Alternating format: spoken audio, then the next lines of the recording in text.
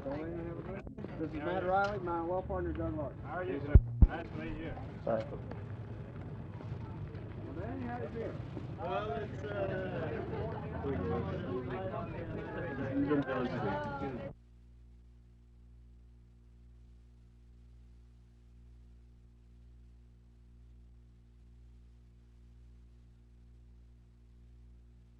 it's back. When they do, they like to talk. You're going to be able to do something I wished I could be able to do. Hello, who is this? 200 years ago, in which a royal governor of Boston wanted to send a man to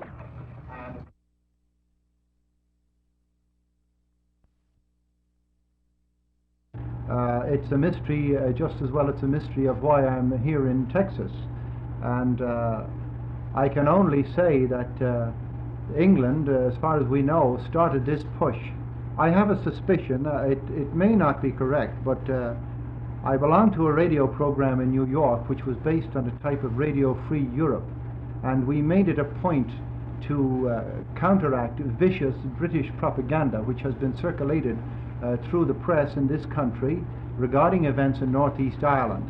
And on one occasion the British consulate called up Fordham University objecting to some things we said on that radio. They were offered equal time to rebut, if they wished, what we had said, but they were not satisfied with that. They ignored rebutting us. But then about 5 months ago I got a very important piece of information sent to me from England that the planned invasion of the city of Derry had been blueprinted and was set to take place at such and such a time. I spread the word as quickly as I could, and we understand, although the British have remained very silent on it, that the invasion didn't take place because it spoiled the plans and paratroopers were to be dropped, etc., on the city which already had been massacred by paratroopers.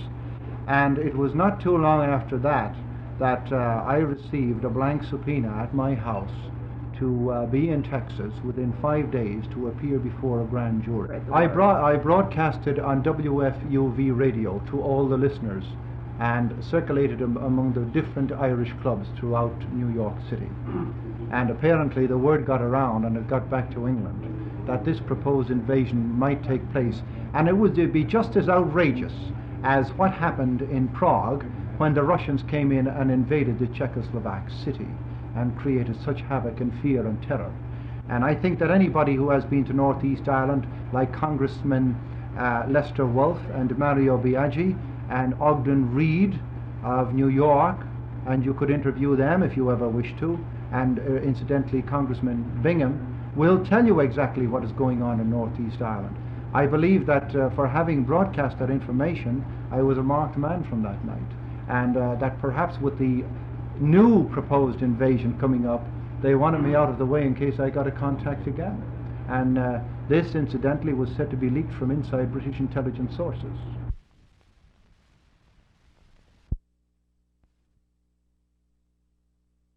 England, I believe, has fooled the United States. They have clever, cunning agents in this country. They have wormed their way into the confidence of the highest places in the United States. And I have no doubt at all but that the railroading which was done, bringing us down to Texas, I have never been in Texas in my life. I have had no contact with anybody in Texas except one individual, and I hope he doesn't get a subpoena over it. His name is Lyndon Baines Johnson.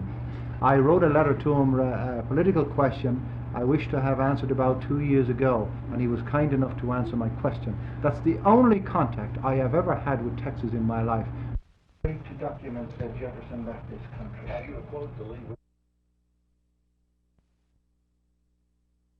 Most of medicine has been engaged primarily at looking at sick people. We don't look at normal people because we're spending all our time looking at sick people. The emphasis today needs to be, and it is more and more, on how do we keep people well, not how do we treat sick people. How do we keep people well?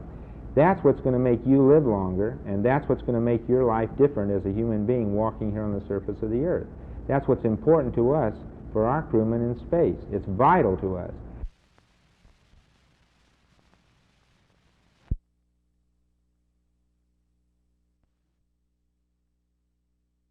We keep talking about people having apathy.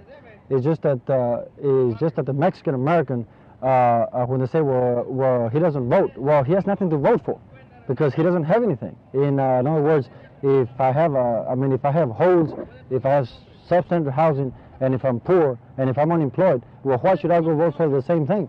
So we're talking about a change.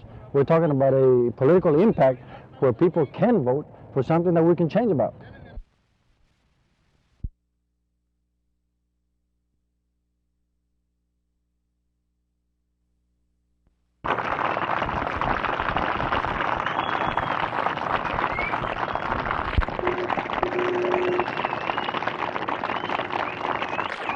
No question in my mind